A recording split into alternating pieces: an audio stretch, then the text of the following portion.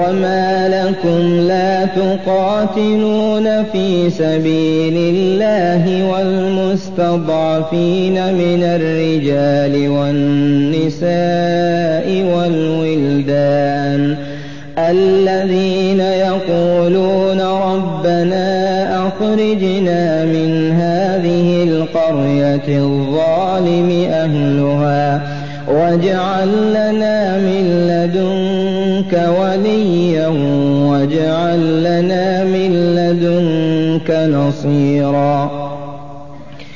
الذين آمنوا يقاتلون في سبيل الله والذين كفروا يقاتلون في سبيل الطاغوت فقاتلوا أولياء الشيطان إن كيد الشيطان كان ضعيفا.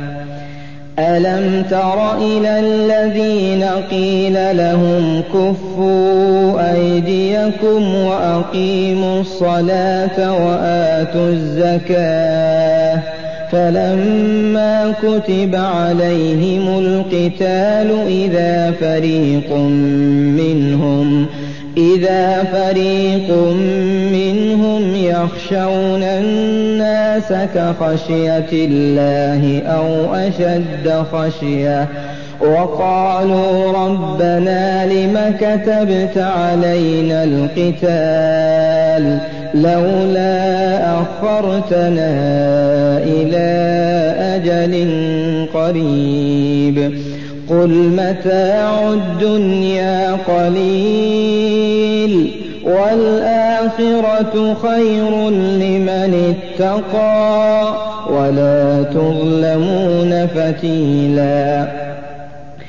أينما تكونوا يدرككم الموت ولو كنتم في بروج مشيدة وإن تصبهم حسنة يقولوا هذه من عند الله وإن تصبهم سيئة يقولوا هذه من عندك قل كل من عند الله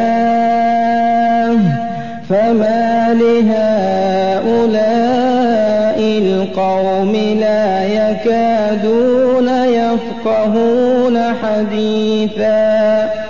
ما أصابك من حسنة فمن الله وما أصابك من سيئة فمن نفسك وأرسلناك للناس رسولا وكفى بالله شهيدا.